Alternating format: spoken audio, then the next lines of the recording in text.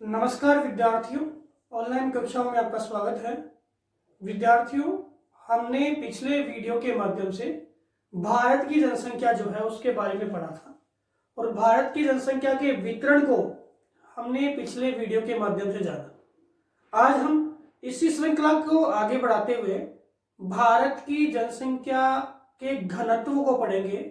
घनत्व क्या होता है और भारत में कौन कौन से एरियो में घनत्व ज्यादा है और कौन से एरियो में घनत्व कम है। तो हम इस बिंदु को पढ़ते हैं घनत्व। तो घनत्व को पढ़ने से पहले आज प्रश्न क्या बनता है वो जानेंगे। सबसे पहला प्रश्न बनता है, देखो एग्जाम में आया हुआ भी है, क्या घनत्व पद को परिभाषित कीजिए। तो पद कोई विशेष नहीं है, इसके बारे में पूछ रहा है। किसके बारे में? घनत्व के बारे में। ठीक है। अब घनत्व जो है वो हमने विश्व भूगोल है, विश्व मानव भूगोल के संदर्भ में, यानी आपकी पहली बुक में भी हमने घनत्व के बारे में पढ़ा। ठीक है। देखो वितरण और घनत्व में अंतर क्या होता है। वितरण तो क्या होता है, किसी स्थान पर जनसंख्या का जो वास्तविक जमाव है उसको हम क्या बोलते हैं? वितरण बोलते हैं। ठीक है। अब घनत्व क्या होता है? घनत्व होता है किसी क्षेत्र विशेष में रहने वाले जनसंख्या के प्रतिरूप को, यानी क्षेत्र और जनसंख्या के बीच में जो अनुपात है, जो रेशो है, उसको हम क्या बोलते हैं? घनत्व कहते हैं। भाई वितरण तो वास्तविक जमा हो गया और घनत्व उस क्षेत्रफल और उस जनसंख्या के बीच में जो रेशो है उसको हम क्या बोलते हैं? घनत्व बोलते हैं। ठीक है। अब घनत्व एक्चुअल परिभाषा देखें तो एक्चुअल परिभाषा के अंतर्गत देखें तो घनत्व क्या होता है? घनत्व किसी क्षेत्र विशेष में निवास करने वाली जनसंख्या, निवास करने वाली जनसंख्या व क्षेत्रफल के अनुपात को क्या कहते हैं? घनत्व कहते हैं। घनत्व कहते हैं। घनत्व कहते हैं। और यूं भी लिख सकते हैं, एक इकाई क्षेत्रफल में निवास करने वाले लोगों की संख्या क्या कहलाती है? घनत्व कहलाती है। एक इकाई क्षेत्रफल में निवास करने वाले लोगों की संख्या। देखो यहां मैंने एक इकाई लिख दिया, तो एक इकाई क्षेत्रफल का मतलब है अनुपात हो गया। एक इकाई क्षेत्रफल का मतलब क्या हो गया? अनुपात। एक यूनिट हो गया। अब एक यूनिट 10 किलोमीटर भी हो सकता है, आपके 10 हेक्टर भी हो सकता है, 100 किलोमीटर भी हो सकता है, 100 हेक्टर भी हो सकता है, या बहुत ज्यादा भी हो सकता है। तो एक इकाई क्षेत्रफल में निवास करने वाले लोगों की संख्या क्या कहलाती है? घनत्व कहलाती है। या किसी घनत्व क्या होता है? किसी क्षेत्र विशेष में निवास करने वाले लोगों की संख्या और वहां के क्षेत्रफल के अनुपात को क्या कहते हैं? घनत्व कहते हैं। हमने विश्व जनसंख्या के संदर्भ में घनत्व के बारे में पढ़ा था और हमने 5 घनत्वों के प्रतिरूपों को जाना था। और एग्जामिनर का जो ट्रेंड है वर्तमान में देखें, हमने पिछले पेपर उठा के, तो पिछले पेपरों के दौरान देखें तो एग्जामिनर घनत्व से 2 प्रकार के प्रश्न कर लेता है। कैसा? एक तो आपको पूछ लेगा क्या? फॉर्मूला। एक तो क्या पूछ लेगा? इसका सूत्र क्या है। तो सूत्र क्या है घनत्व का? आपके जनसंख्या या कुल जनसंख्या बटा क्षेत्रफल। कुल जनसंख्या बटा क्षेत्रफल, ये तो क्या है? इसका सूत्र है। अब सूत्र के साथ साथ एग्जामिनर ने क्या सूत्र भी पूछ लिया और दूसरे प्रश्न में आपसे सॉल्यूशन भी करवा रहा है। तो सॉल्यूशन में कोई संख्या दी, जैसे मान लो कि आपके किसी क्षेत्र की जनसंख्या आपकी कितनी है? 1.5 लाख व्यक्ति है। कितनी है? 1.5 लाख व्यक्ति है। और उस क्षेत्रफल, वो क्षेत्रफल कितना है? वो 150 वर्ग किलोमीटर है। कितना है? 150 वर्ग किलोमीटर है। तो 1.5 लाख व्यक्ति है और 150 वर्ग किलोमीटर में रह रहे हैं। तो यहाँ घनत्व कितना आएगा? तो 0 से 0, 15 से 1 और ये बच गए 3। तो 1000 व्यक्ति प्रति वर्ग किलोमीटर क्या आएगा? घनत्व आएगा। अब देखो विद्यार्थियों, आपके लिए मतलब दो प्रश्न एक साथ सोल्व हो गए। अगर आपको घनत्व की परिभाषा और सूत्र आता है तो आपका ये प्रश्न भी सही है, अगर आपको परिभाषा सूत्र नहीं आता तो ये प्रश्न भी क्या है, गलत है। तो हमें क्या है, एक प्रश्न से दो लाभ होंगे। परिभाषा आ रही है तो परिभाषा के आधार पर हम फॉर्मूला भी बना सकते हैं और ये भी सोल्व कर सकते हैं। अब देखें तो आपकी विश्व जो जनसंख्या वाली जो बुक थी उसके अंतर्गत देखें तो यहाँ पे हमारे जो जनसंख्या घनत्व के कुछ फॉर्मूले थे, जो मैंने फॉर्मूला सोल्व किया है उसको नाम दिया था गणितीय घनत्व। क्या नाम दिया, गणितीय घनत्व। एक बार मैं उसको भी रिपीट कर देता हूं। आपके गणितीय घनत्व के आधार अलावा था दूसरा आर्थिक घनत्व। आर्थिक घनत्व में फॉर्मूला लिखता हूं, परिभाषा आपको बोल देता हूं। आर्थिक घनत्व में था जनसंख्या और संसाधन। कहने का मतलब है किसी क्षेत्र विशेष में जो ये संसाधन में क्या आ गया, क्षेत्रफल आ गया, यानी किसी क्षेत्र विशेष में पाए जाने वाले संसाधन और वहां निवास करने वाली जनसंख्या के अनुपात को, क्षेत्र विशेष में पाए जाने वाले संसाधन और वहां निवास करने वाली जनसंख्या के अनुपात को क्या बोलते हैं, आर्थिक घनत्व कहते हैं। इसके बाद हम बात करें तो आपके कायिक घनत्व। कायिक घनत्व क्या होता है, कायिक घनत्व होता है किसी क्षेत्र विशेष में जो जनसंख्या है, क्षेत्र कौन सा है, शुद्ध निवल बोया गया, या हम इसको कृषि क्षेत्र भी लिख सकते हैं। क्या लिख सकते हैं, कृषि क्षेत्र। तो कृषि क्षेत्र में निवास करने वाली जनसंख्या यानी कृषि क्षेत्र पे जो निर्भर जनसंख्या है उस निर्भर जनसंख्या के अनुपात को क्या बोलते हैं, हम कायिक घनत्व कहते हैं। किसी क्षेत्र में बोया गया क्षेत्र है और वहां पे कितने लोग रह रहे हैं, ठीक है, वो क्या कहलाएगा, कायिक घनत्व कहलाएगा। इसके अलावा आपके घनत्व का प्रकार था कृषि घनत्व। देखो यहाँ पे अंतर पूछ सकता है, कायिक में और कृषि में क्या अंतर है। तो यहाँ पे तो क्या था कि शुद्ध निवल बोया गया क्षेत्र है, शुद्ध निवल बोया गया क्षेत्र, ठीक है, शुद्ध निवल बोया गया क्षेत्र है यानी कृषि भूमि या कृषि क्षेत्र, ठीक है। और यहाँ पे तो था कि उसमें रहने वाले लोग, जैसे आपका खेत है उसमें आपका मान लो कि 10 हेक्टर का हेक्टर जो स्क्वायर है आपका खेत है, वो आपके उस खेत में कितने लोग निर्भर है, पूरे परिवार के लोग आ गए, ठीक है, वो तो कहलाएगा क्या, कायिक घनत्व। और आपके जो क्षेत्रफल है जहां पे आपने कृषि की है उस कृषि में पूरे रहने वाले नहीं, कौन, कृषि करने वाले लोग, कृषि कार्यों में संलग्न यानी कृषक। आपकी कौन सी जनसंख्या की बात कर रहा हूं, कृषक जनसंख्या की बात कर रहा हूं, उसको हम क्या बोलते हैं, कृषि घनत्व कहते हैं। क्या कहते हैं, कृषि घनत्व कहते हैं। तो क्लियर, समझ में आ गया। इसके बाद एक आपके और था क्या, पोषण घनत्व। अब पोषण किससे मिलेगा, पोषण मिलेगा आपको भोज्य पदार्थों से। भाई हमें पोषण देने वाले जो पदार्थ कौन से, भोज्य पदार्थ है, जो अपने मिनरल्स है जैसे आपके लोहा सोना चांदी है, तो पोषण देने से रहे। तो पोषण किससे मिलेगा, भोज्य पदार्थों से। तो आपकी जो जनसंख्या जहां निवास करती है, जनसंख्या और उस क्षेत्र में भोज्य पदार्थों की जो फसलें हैं उनका क्षेत्रफल कितना है, उसको हम क्या बोलते हैं, पोषण घनत्व कहते हैं। भोज्य पदार्थों की जो फसलें हैं उनका क्षेत्रफल कितना है उसको हम क्या बोलते हैं, पोषण घनत्व कहते हैं। तो इस प्रकार से घनत्व के आपके 5 फॉर्मूले आपके विश्व बुक में दिए हुए थे। इसी को हमने क्या है एक बार रिपीट किया है। प्रश्न कैसा भी आ सकता है, कायिक और कृषि में अंतर भी आ सकता है, आर्थिक गणितीय में अंतर भी आ सकता है, कोई भी प्रश्न आ सकता है। इनसे प्रश्न के आधार पर आपके फॉर्मूले के अकॉर्डिंग आपसे क्वेश्चन भी करवा सकता है, सॉल्व भी करवा सकता है। तो घनत्व समझ में आ गया होगा।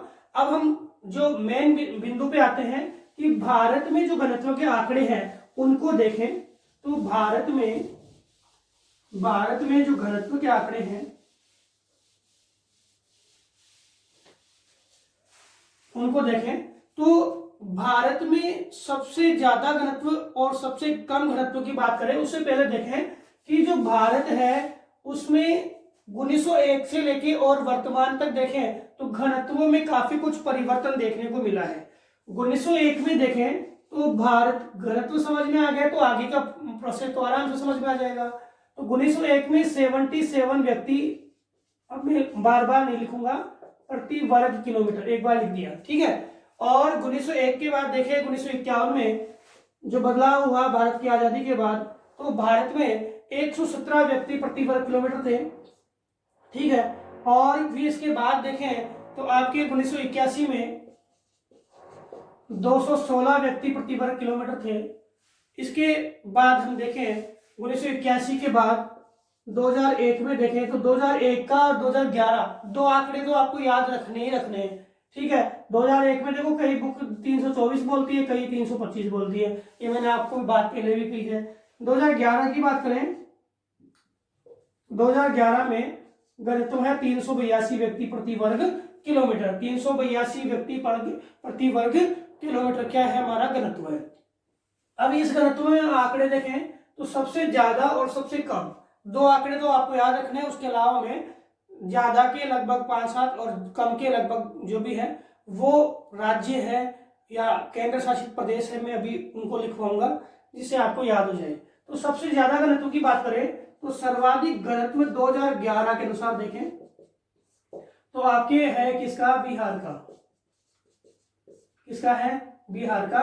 यहाँ भी अंतिम और अंतिम आंकड़ों का चक्कर है, यहाँ पे 1102 आपकी बुक में दिया हुआ है और अंतिम आंकड़ों में देखें तो 1106 भी है, ठीक है। तो आपको बुक वाला याद करना है 1102। इसके अलावा हम बात करें कि सर्वाधिक घनत्व और कौन कौन से राज्यों का है, तो आपके पश्चिम बंगाल है, पश्चिम बंगाल है 1029 और कई बुकों में इसको 1028 भी है। अंतिम में एक का फर्क आ रहा है, ठीक है। तो कईयों में एक का भी आ रहा है, दो इसमें बिहार में 4 का अंतर आ रहा है, तो 1029। इसके अलावा हम केरल की देखें तो केरल की आपके केरल का जो घनत्व है वो 859 व्यक्ति है और उत्तर प्रदेश का घनत्व है आपके 828। उत्तर प्रदेश का घनत्व कितना है 828। तो केरल का कितना है 859 व्यक्ति और उत्तर प्रदेश का कितना है 828 व्यक्ति। और हरियाणा का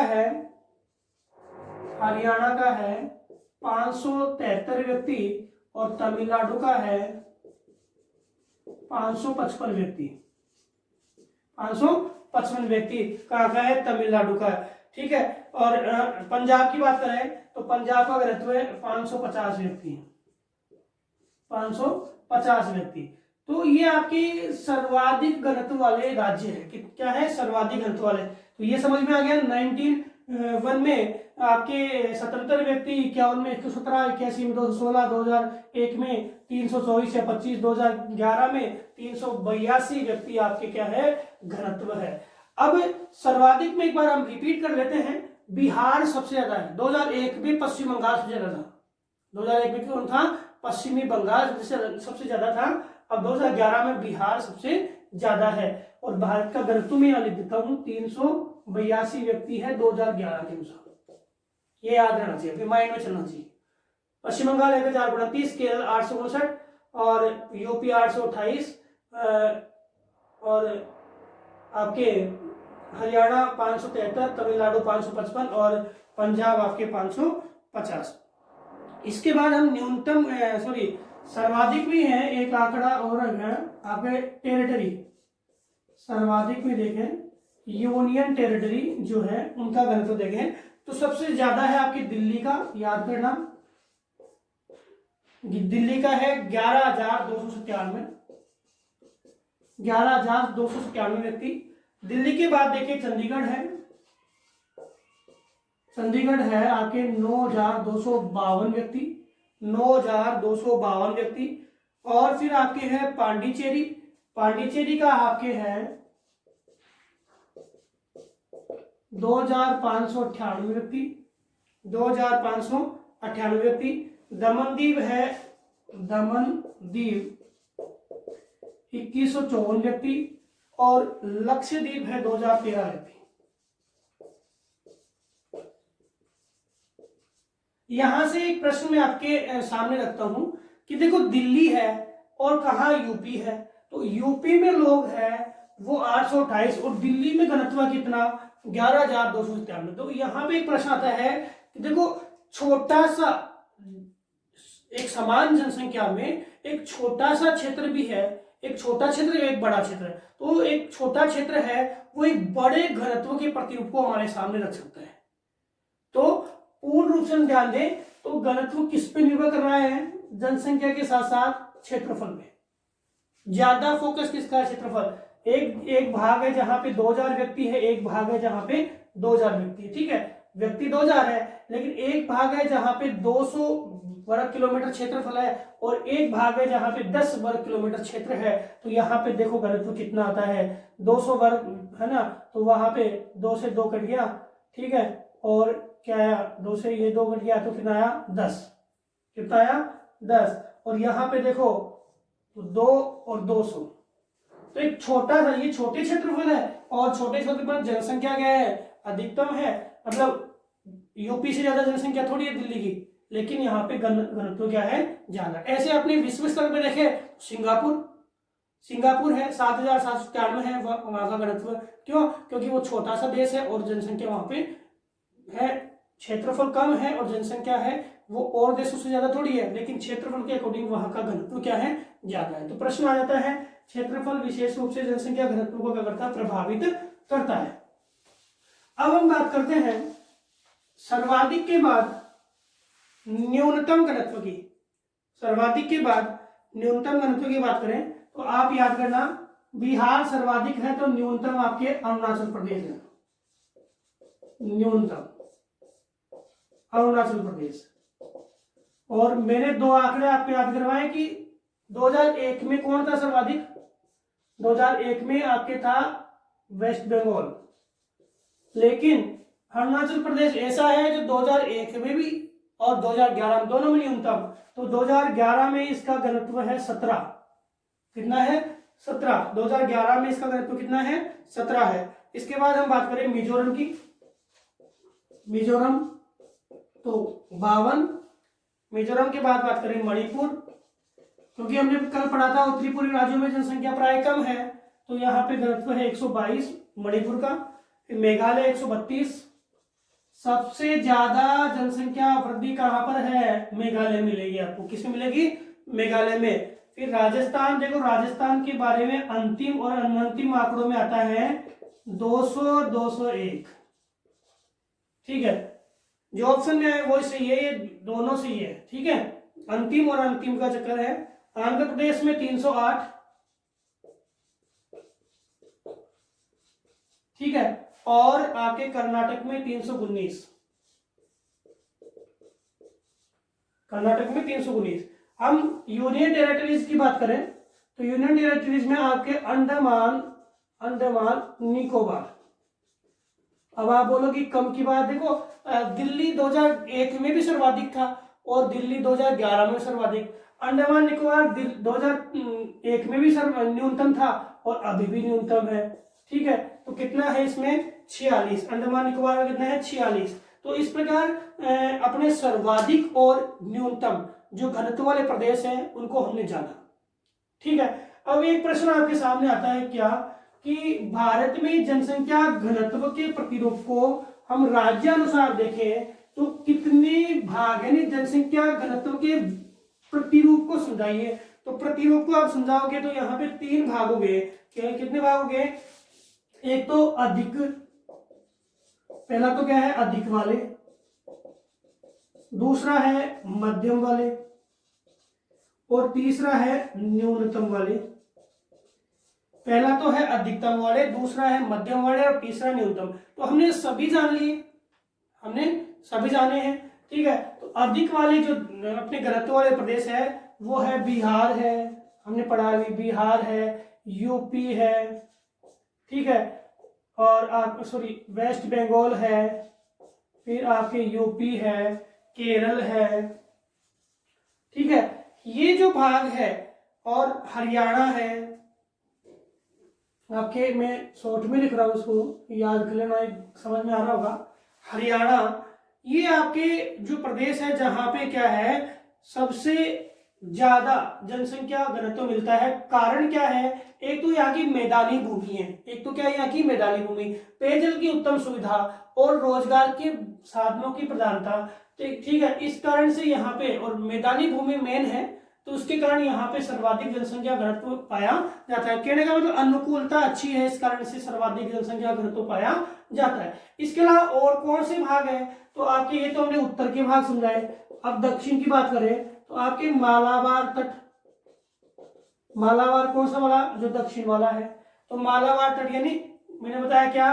केरल। मैंने केरल का नाम भी इसी में लिख दिया गलती से, तो केरल। तो मालाबार तट है। इसके साथ देखिए आपके मालाबार तट में केरल आ गया। फिर आपके तमिलनाडु की उच्च भूमि आ गई, तमिलनाडु की उच्च भूमि इसके पास वाली, तमिलनाडु की उच्च भूमि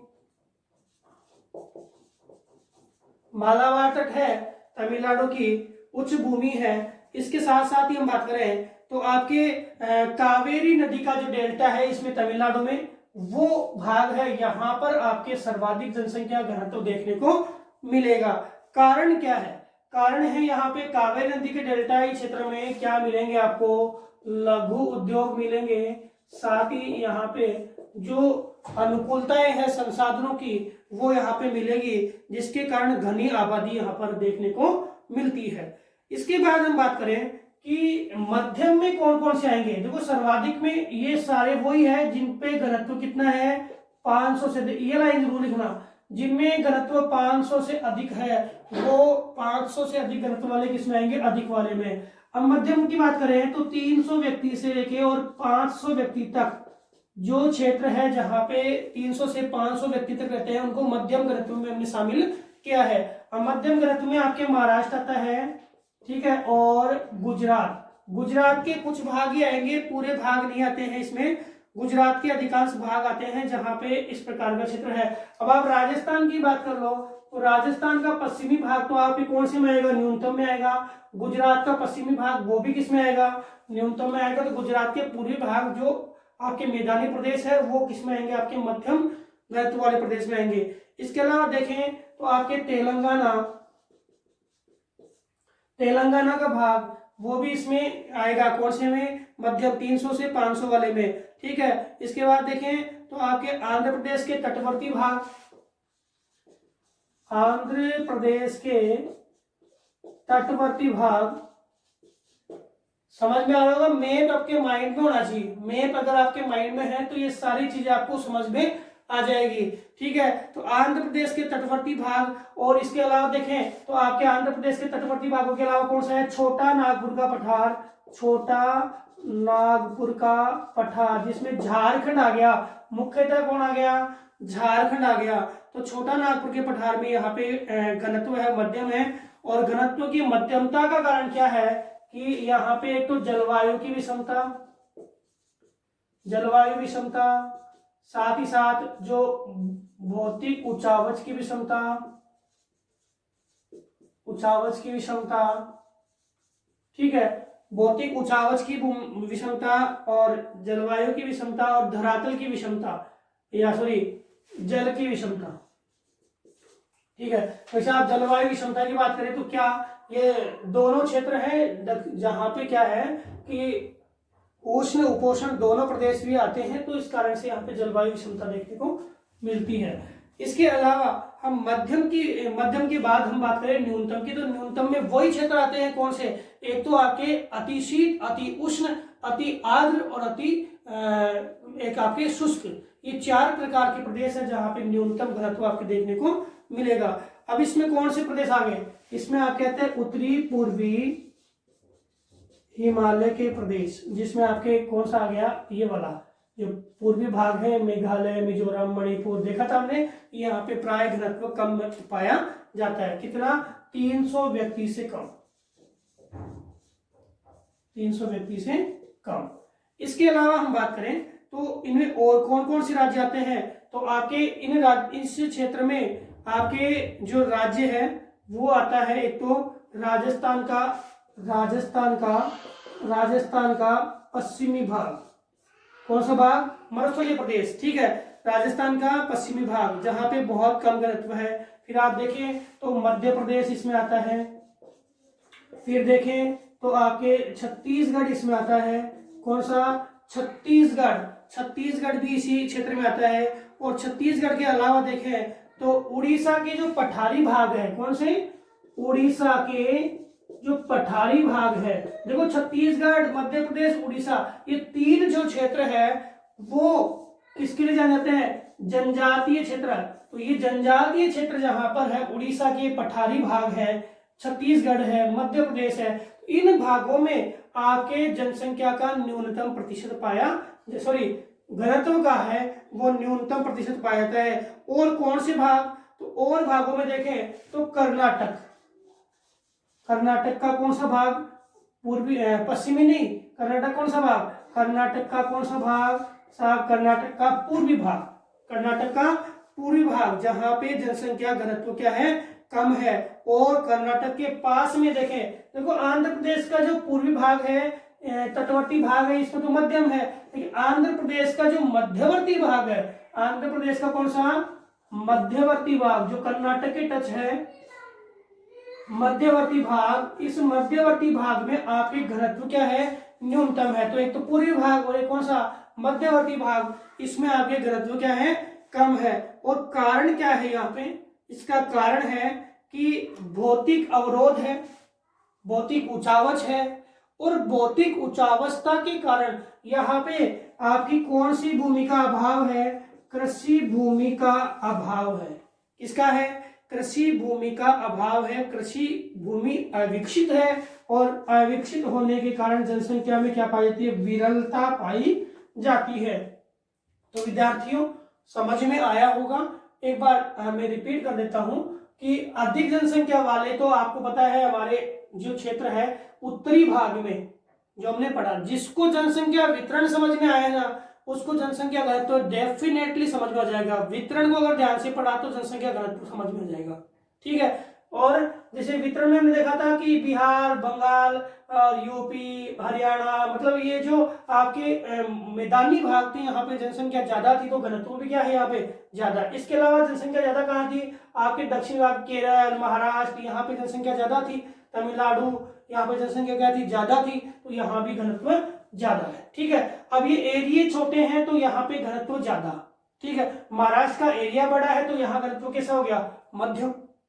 ठीक है। अब मध्य में देखें तो महाराष्ट्र है, गुजरात है, तेलंगाना है, आंध्र प्रदेश का कौन सा भाग? पूर्वी तट। ठीक है। छोटा नागपुर का पठार। न्यूनतम में देखें तो उत्तरी पूर्वी हिमालय, ये पूरा का पूरा प्रदेश। इसके अलावा राजस्थान का पश्चिमी भाग, और मध्य प्रदेश, छत्तीसगढ़, उड़ीसा के कौन से? जनजातीय प्रदेश। कर्नाटक का पूर्वी भाग, और इसका आपके मध्यवर्ती भाग, यहाँ पर आपकी जनसंख्या घनत्व कम मिलता है। और साथ ही साथ आपके जो J&K वगैरह है वहां भी जनसंख्या घनत्व अपेक्षाकृत कम मिलता है। तो विद्यार्थियों हमने जाना घनत्व क्या होता है, सर्वाधिक न्यूनतम घनत्व के जो क्षेत्र है उनको जाना, और हमने एक प्रश्न जो आपके आता है कि जनसंख्या घनत्व के प्रतिरूप को समझाइए।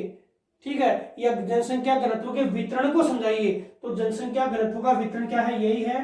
3 प्रकार से हमने इसको डिवाइड किया है, 500 से अधिक वाले, 300 से 500 वाले, और 300 से नीचे वाले। ठीक है। तो ये आपके प्रश्न है, डेफिनेटली 3 या 4 नंबर का प्रश्न आपके आ सकता है, क्योंकि वेटेज है वो आपके इन लेसनों का ज्यादा हो गया है, इस कारण से 4 नंबर का प्रश्न भी आपके आ सकता है। तो विद्यार्थियों समझ में आ गया होगा घनत्व क्या होता है। ठीक है। अब हम अगले वीडियो के अंदर देखें तो आपका जो नेक्स्ट टॉपिक है जनसंख्या वृद्धि को पढ़ेंगे।